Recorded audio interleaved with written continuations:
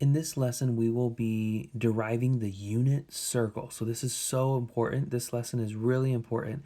And we will also be defining our 6 trigonometric functions as circular functions.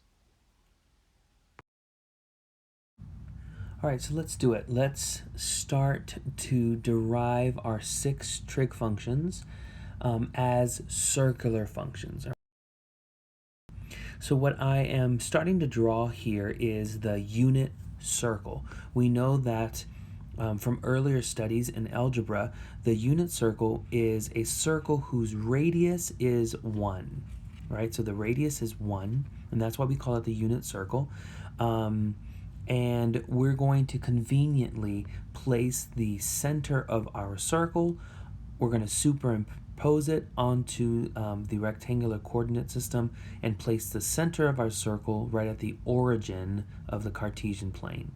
So the unit circle is the circle whose radius is 1 and whose center is 0, 0, the origin. The equation that defines the unit circle is x squared plus y squared is equal to 1.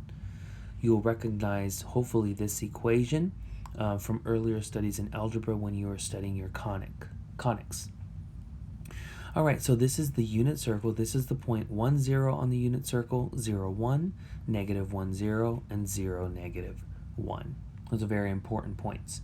So what we're going to do is we're going to start out right here at this point 1, 0, and we're going to measure an arc. And we're going to call this arc, we're going to say that the length of this arc, here's the arc, I'm highlighting it in yellow. We're going to say this arc here, let's just say it's heading in that direction and that much. And we're going to say the length of that arc is S. Now I drew an arrow here showing you the direction in which it's opening. If S, which is the arc length of the length of the arc, if S is positive, then the arc is opening or measured in a counterclockwise direction, like this one.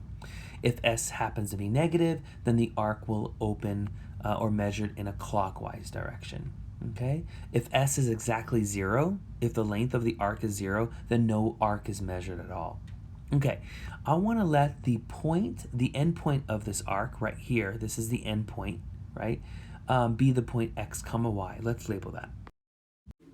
So there we have our point, and we can see that the angle that we're going to call theta that intercepts this arc is here. If I can draw it for you now, this is the angle, let's call it theta, that intercepts our arc of length s. Okay, and then don't forget that this is what we're going to call r, right? From the center to this point, this is the radius of the circle, the radius here, which is just 1. Here's our angle theta measured in radians, and this is the arc of length s that is intercepted by this central angle. All right, so we have learned from earlier studies that the arc length s is equal to the product of the radius of the circle and the radian measure of angle theta. This is from earlier lessons.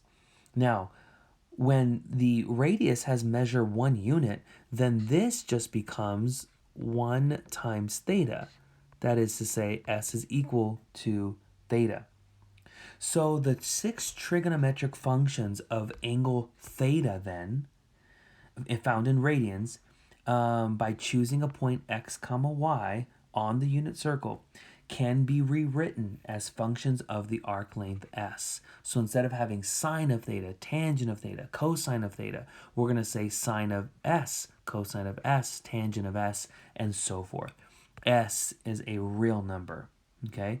So when the 6 trigonometric functions are defined this way in terms of s, of arc length s, then we call them the circular function. So that's why they're called circular functions whenever you interpret the 6 trig functions in terms of arc length s. So let's write this down.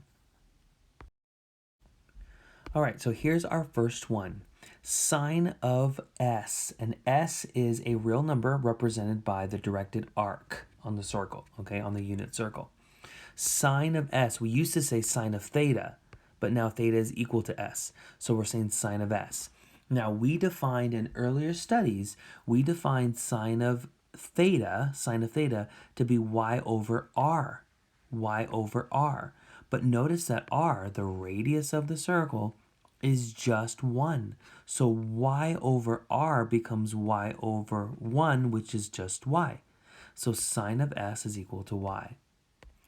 Cosine of s is x over r. Remember x over r from earlier studies from chapter 1 of our textbook? But again, x over r would just become x because r is 1. Tangent of s is defined to be y over x. Here we have to be very careful. We cannot have x to be 0 here, because if x is equal to 0, then tangent of s would be undefined. Okay, so be careful. The next three are just reciprocals of what we have just written. So we have cosecant of s is just 1 over y. Secant of s is 1 over x. It's the reciprocal of what we've already written.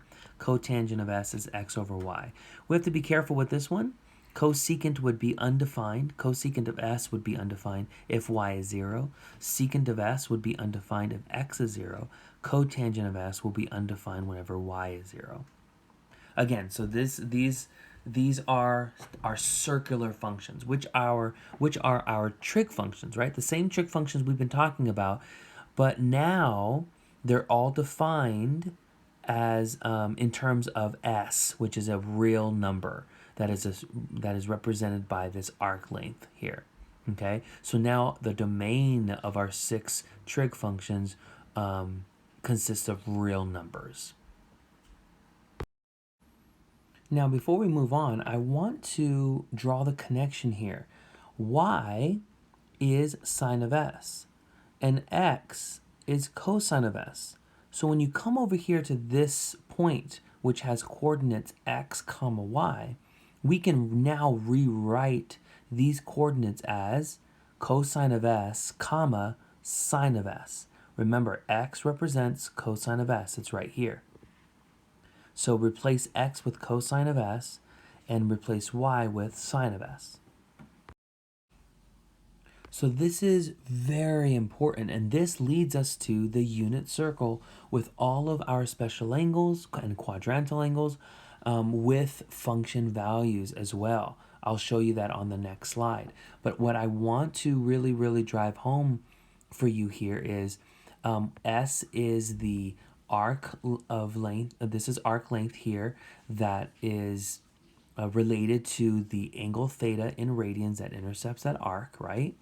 And the first coordinate here for this point, and this point is the intersection of the terminal side of our angle and the unit circle. That's what this point is. This point is on the unit circle, and it is the point at which the terminal side here of this angle intersects the circle. And the first coordinate x is cosine of s, and y is sine of s. All right? So look at this. So I have the unit circle started here. I'm not done, but notice that the radius is 1. The circles, the center of the circle is at the origin of our plane. And we have these points 1, 0, 0, 1, negative 1, 0, and 0, negative 1. The first angle I'm going to look at here, 30 degrees, which is the same as pi over 6.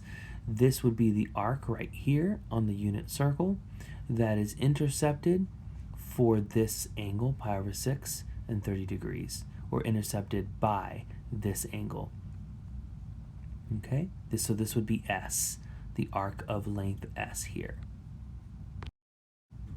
Now this point right here on the unit circle has coordinates x, comma, y, x, comma, y. But remember, x, the first coordinate, is equal to cosine of s. It's equal to cosine of this arc length s, which corresponds to this angle, pi over 6, or 30 degrees. So x here is cosine of pi over 6, cosine of 30 degrees, which is root 3 over 2. The y-coordinate is sine of s. That is to say, sine of pi over 6, or 30 degrees, which is 1/2. So these coordinates here, these are real numbers. These are function values for sine of 30 degrees, cosine of 30 degrees, and sine of 30 degrees. Or if you prefer radians, cosine of pi over 6 and sine of pi over 6. The next one would be a 45 degree angle, or pi over 4. The arc would be from here all the way there. This would be all of the arc of length s here. And this is the arc that would be intercepted by this angle here. And the coordinates would, for that point on the unit circle, of course, would be x comma y. But x is defined in our definition as cosine of s, which is cosine of pi over 4. So it'll be root 2 over 2. The y-coordinate is defined to be sine of s, sine of pi over 4, or sine of 45 degrees, which is root 2 over 2. Our next special angle is 60 degrees, or pi over 3, and this would be the arc that is intercepted on the unit circle by this angle here, and the point here on the unit circle, of course, has coordinates x comma y, but the x coordinate is cosine of s, which in this case is cosine of pi over 3, which we know is the same as cosine of 60 degrees, which is 1/2. And sine of 60 degrees is root 3 over 2. I could get at that. Okay, there we go. Root 3 over 2. All right, very good. Now, let's not forget that this angle here is 0 degrees, which is 0 pi, 0 radians. And the coordinates are 1, 0. 1 is cosine of 0 degrees, and 0 is sine of 0 degrees. So there we have it, 0 degrees or 0 radians. So this first coordinate, which is x, of course, 1 represents cosine of 0 radians, or cosine of 0 degrees. 0 represents sine of 0 radians, or sine of 0 degrees. Similarly, this point 0, 1, 0 represents cosine of 90 degrees, or cosine of pi over 2, and 1 represents sine of 90 degrees, or sine of pi over 2.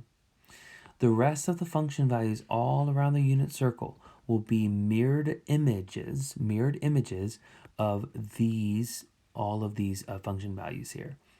For a circle, for the unit circle, you have symmetry with respect to the y-axis, you have symmetry with respect to the x-axis, and you have symmetry with respect to the origin. So here is all of quadrant 2 of the unit circle, all of our special angles and their degree measure and radian measure, along with all of their function values. Now, I want you to notice that all of these function values here are the mirrored image of these ones here across the y-axis. So when you have the mirrored image, for example, of this point across the y-axis like this, the y-coordinate stays the same. Look at 1/2, 1/2. The only thing that changes is the x-coordinate. It's the opposite thereof. So instead of positive root 3 over 2, it's negative root 3 over 2. And that's true for all these points. Look at the x-coordinate changes to its opposite, positive root 2 over 2 to negative root 2 over 2, while the y-coordinate stays the same. And the same is true for each point. That's because of symmetry across the y-axis. So next I'll get quadrant 3 here by reflecting these function values. I always go back to quadrant 1 across the origin, symmetry with respect to the origin. So when you move down to quadrant 3, notice that both x and y values are negative. All of these function values here will be the same, except both x and y will be negative. So here's quadrant 3 with all of our special angles, both in radian measure and degree measure.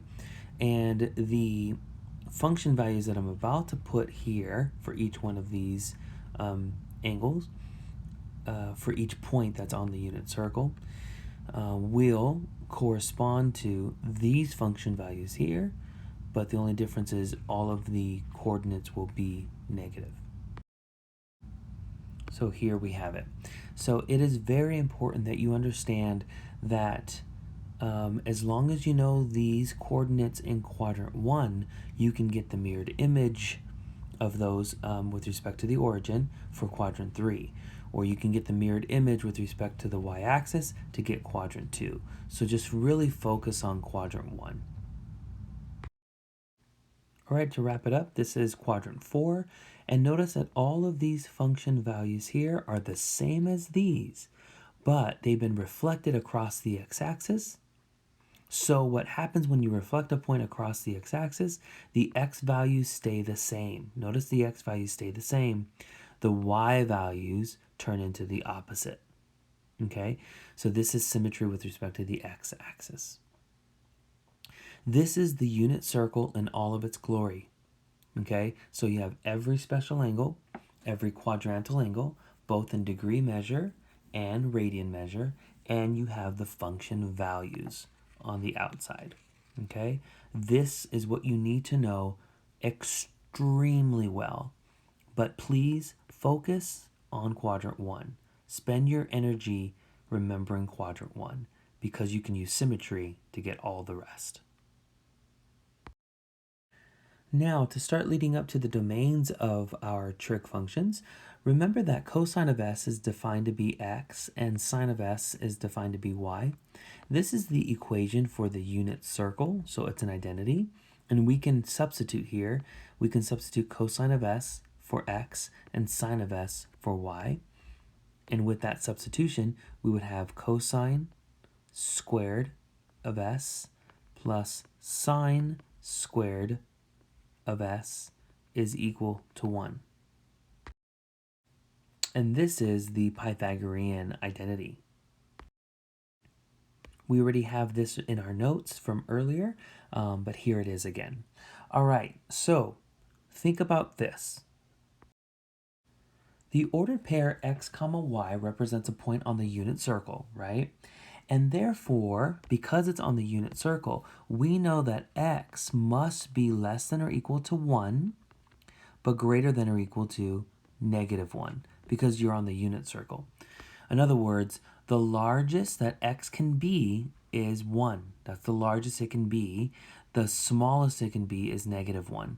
If I go back up to the unit circle here and show you the unit circle, here it is. Here. Please look at your x-axis. Your x-axis goes from -1 to +1. And that's why I'm saying the x values must be between -1 and +1. These are all of your possibilities for x. X is between -1 and 1. And notice the same thing is true for your y values. Y also must be between -1 and 1.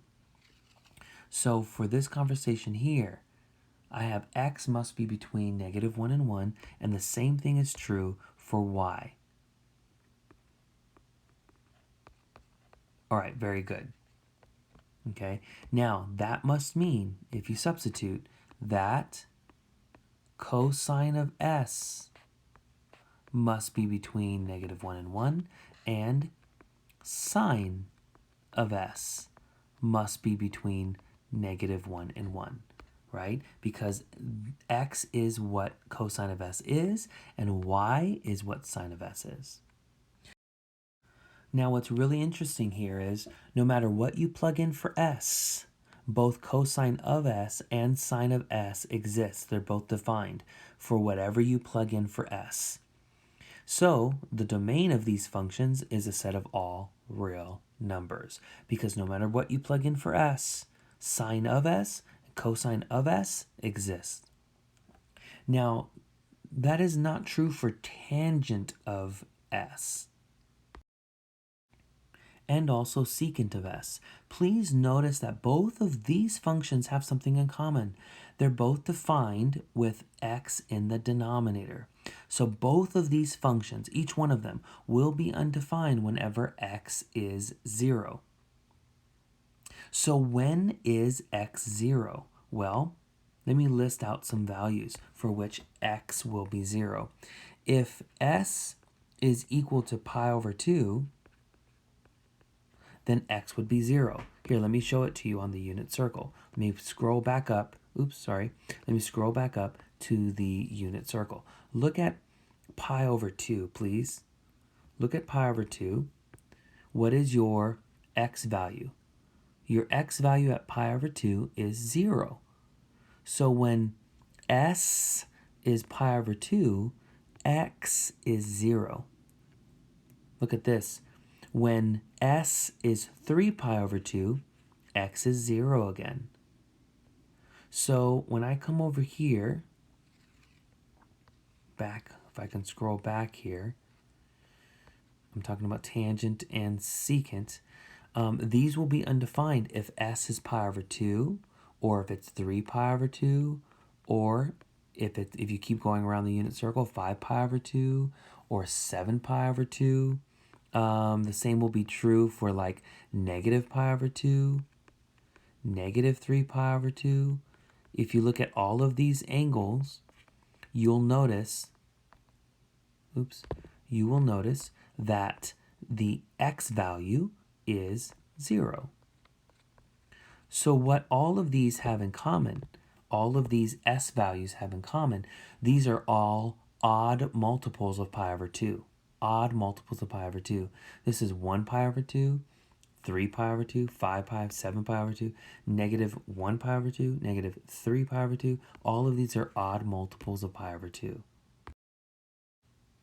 So basically, I can sum it all up at like this. If s is 2n plus 1 pi over 2, this is our way of saying odd multiples of pi over 2. If s is any one of these values, then tangent and secant will be undefined. Okay, so actually let me actually do this. S must not be equal to this. S must not be equal to any odd multiple of pi over 2, or else tangent and secant will be undefined. Hey, here n is an integer. Let me write that. For n being an integer. Actually, it's written better that way, where n is any integer. So watch this. Plug in the integer 0. 2 times 0 is 0, and 0 plus 1 is 1. 1 times pi over 2 is pi over 2. So when you plugged in 0, you generated this odd multiple of pi over 2, the first one. If you let n be 1, 2 times 1 is 2, and 2 plus 1 is 3. 3 times pi over 2 is 3 pi over 2. So if you let n be 1, it generates this odd multiple of pi over 2. If you let n be 2, 2 times 2 is 4, 4 plus 1 is 5, 5 times pi over 2 is 5 pi over 2. So this expression is generating all of your odd multiples of pi over 2. So tangent and secant will be undefined for any odd multiple of pi over 2. Okay? The last two functions, cotangent of s and cosecant of s, have something in common. They're both defined with y in the denominator, which means that both of them will be undefined whenever y is 0. Now think about whenever y is 0. Y would be 0 if s were 0 pi, 1 pi, 2 pi, 3 pi, etc. Negative pi, negative 2 pi, negative 3 pi, etc. Let me prove it to you. I'm going to show you on the unit circle each one of these angles, and I'm going to show you that at each one of these angles, y is 0. So come with me to the unit circle. which is back up here, if you don't mind me scrolling here. All right, I hope I'm not making you dizzy. All right, here we go. Look at 0 pi, which is right, right here, 0 pi. Look at your y value. It's 0. Go with me to pi. Look at your y value. It's 0. Go with me to 2 pi. Your y value is 0. Go with me to 3 pi. Your y value is 0. Go with me to 4 pi. Your y value is 0. And the same is true with negative pi. Your y value is 0. Negative 2 pi. Your y value is 0. So at each one of these s values, I'm sorry if I'm making you dizzy here, at each one of these s values, your y value is 0, which means cotangent and cosecant would be undefined. Now, these are all of the multiples of pi. These are multiples of pi. So what we're saying is cotangent and cosecant will be undefined at any multiple of pi. In other words, s must not be equal to any multiple of pi. And this is how we write any multiple of pi, okay? Again, where n is any integer, okay? Where n is any integer, okay? This is how we generate every single multiple of pi. Let n be 0, you would have 0 pi. Let n be 1, you would have 1 pi. Let n be 2, you'd have 2 pi, and so forth. So in conclusion here, the domains of the circular functions sine and cosine, the domain is all real numbers. Okay. The domain for tangent and secant is the set of, I can do that better, the set of all s such that s is not an odd multiple of pi over 2. This is called set builder notation. Okay, let's see. For cotangent and cosecant, it is the set of all s such that s is not any multiple of pi. Okay, these are the domains of all of our trig functions or circular functions. What I want to show you last here before we look at a few examples and then call it a day, I want to show you how we find values of circular functions. Now here I have the unit circle, x squared plus y squared is equal to 1. I have shown you an angle theta here, which is a central angle, and it's intercepting an arc here of length s. Remember, s is, here I can write it really quickly for us. S, and we wrote this down earlier, is equal to the product of the radius of the circle and theta. But again, remember that the radius is 1 because this is the unit circle. So it's really, s is exactly equal to theta. And that's why I wrote it right here. S is exactly equal to theta. Now what I want us to do is something that we have done in the past, and that is to draw the perpendicular from this point where the terminal side of this angle theta intercepts the unit circle, this point right here, draw the perpendicular down to the x-axis. All right, we've done this before. When you drop the perpendicular down to the x-axis, this vertical distance here is y. This horizontal distance here is x. Just from here, the origin to where the perpendicular meets the x-axis, just this distance right here is x. Vertical distance is y. This distance here is r, which is the radius of the circle, which is equal to 1. All right, now this point here on the unit circle has coordinates x comma y. So these are the x and y coordinates for this point right here. Let me actually point to it. So right there. Okay, but don't forget that x is defined to be cosine of s and y is defined to be sine of s. So the length of the arc s, okay, the length of the intercepted arc is the real number that corresponds to the radian measure of angle theta. Okay, The length of the arc is the real number that corresponds to the radian measure of angle theta. Okay, so let's look at some examples so we can put all of this information to work. Okay, guys, find the exact values of sine of negative 3 pi, cosine of negative 3 pi, and cotangent of negative 3 pi.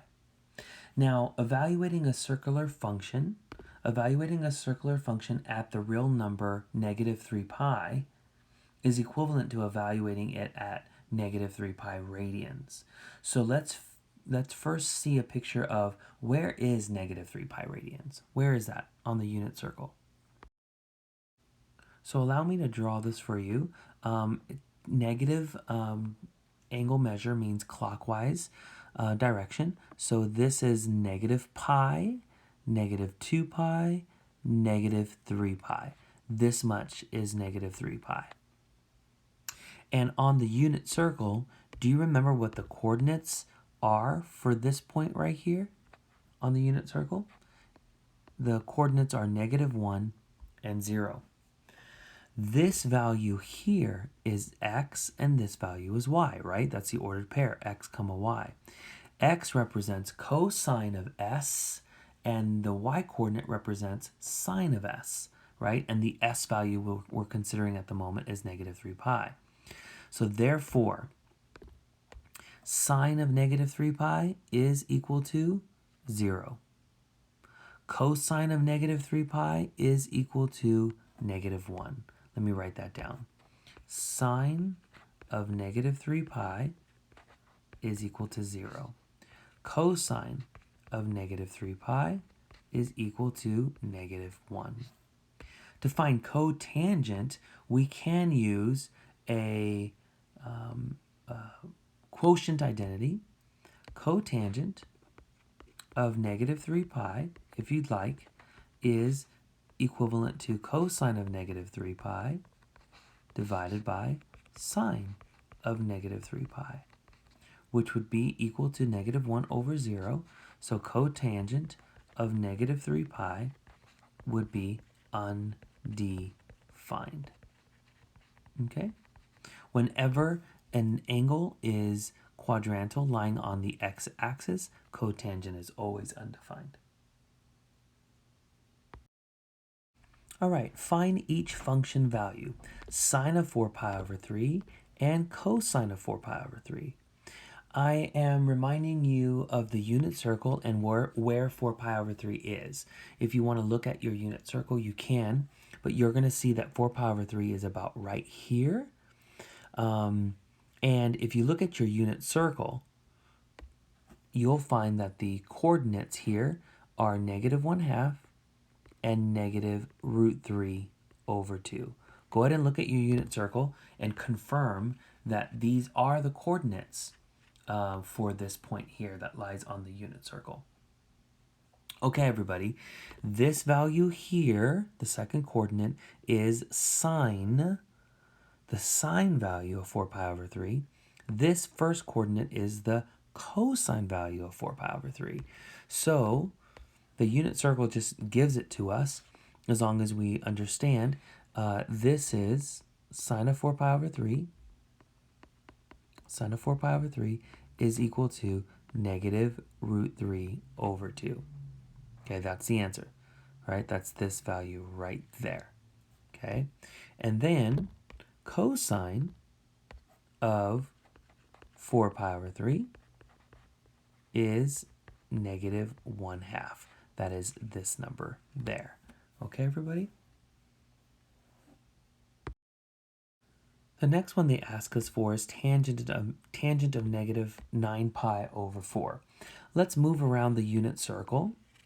Okay.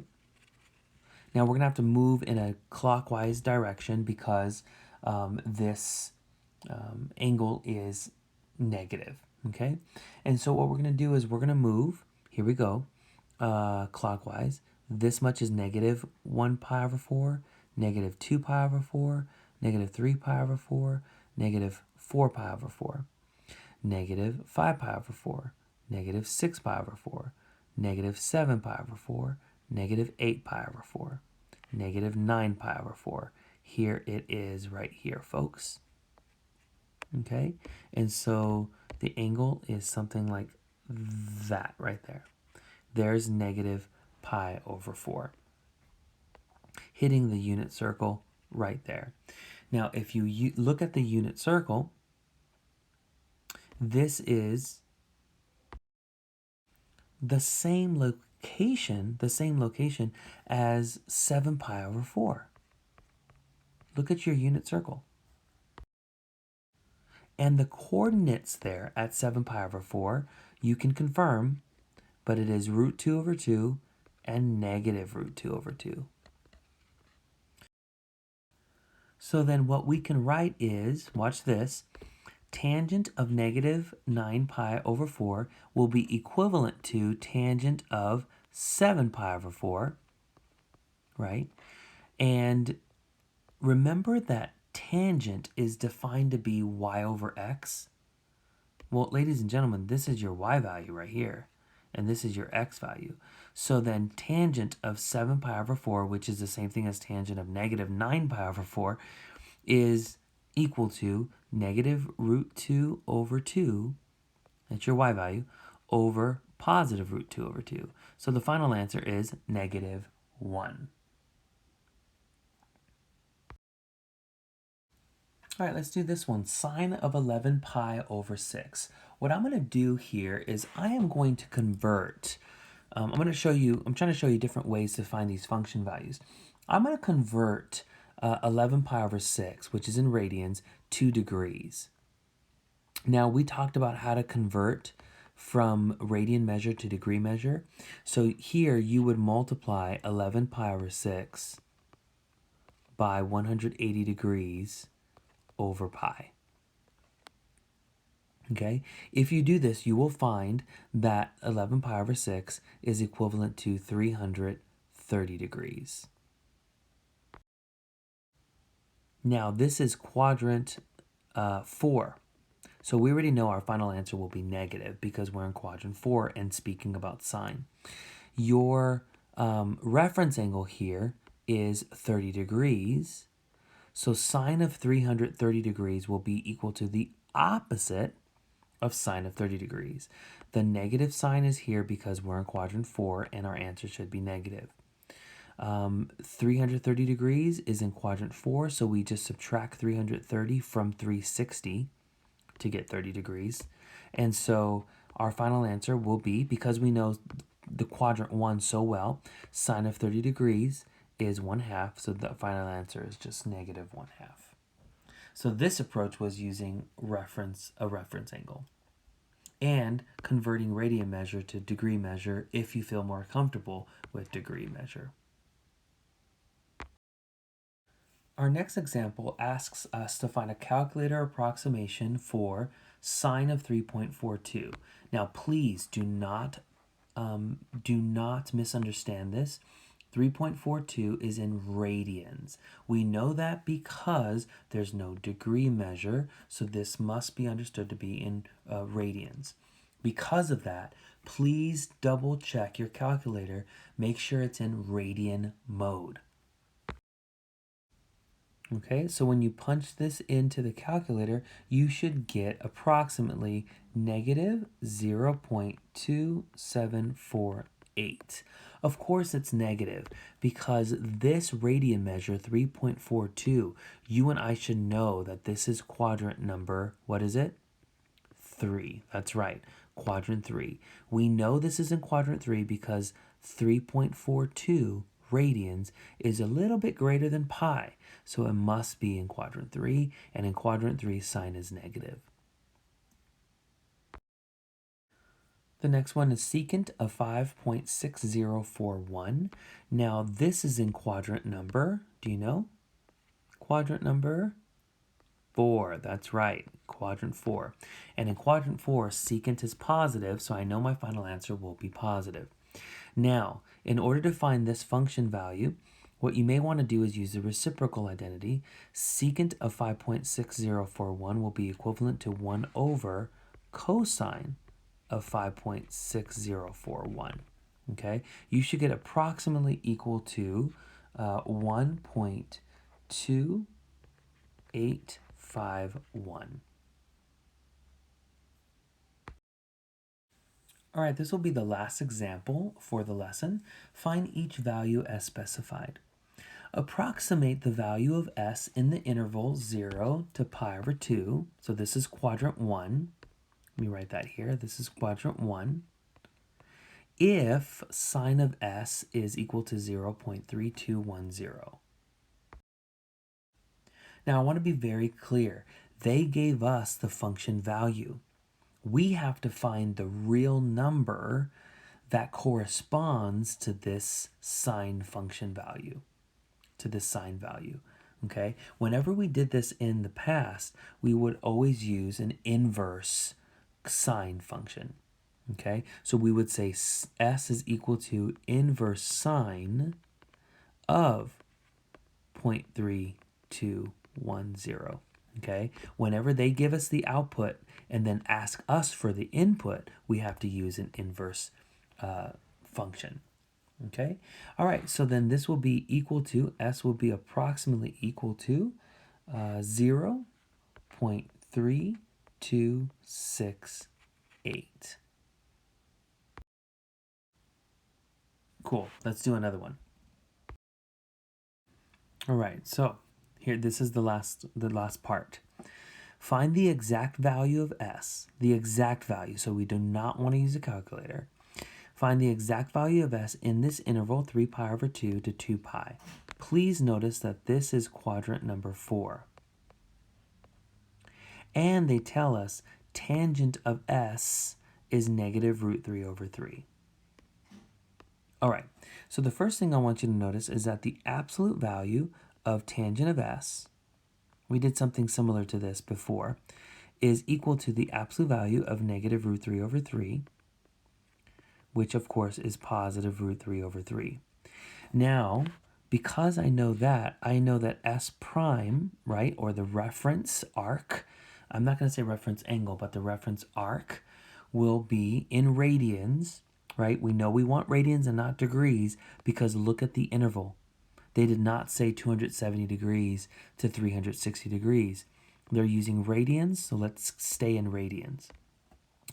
Because of this output and this function, because of this output and the function, I know that the reference arc must be pi over 6. Pi over 6. If the reference arc is pi over 6, that must mean, here's the picture for us. Here's the reference, pi over 6. But if we are in quadrant 4, then you just get the mirrored image, which would be right here. You don't want to say negative pi over 6. You're going to want to say 11 pi over 6. Let me show you. You have to go all the way around like that. Okay? Actually, from the x-axis, really, all the way around. This is 11 pi over 6. Okay? So then the answer is s must be exactly 11 pi over 6. 11 pi over 6 is the reference, 11 pi over 6 would be the angle in quadrant 4 whose reference angle is pi over 6. Be careful, you don't want to say negative 11, negative pi over 6. Negative pi over 6, by the way, negative pi over 6 would be right here, everybody, negative pi over 6. Opening clockwise, that's negative pi over 6. You don't want to say negative pi over 6 because it's not inside this interval, right? So we want to make sure that the angle we give is inside of this interval. All right, we've come to the end of this lesson. I hope you learned a lot, took really good notes. This particular lesson did have a lot of information in it. So very good. Good work, and I'll catch you later.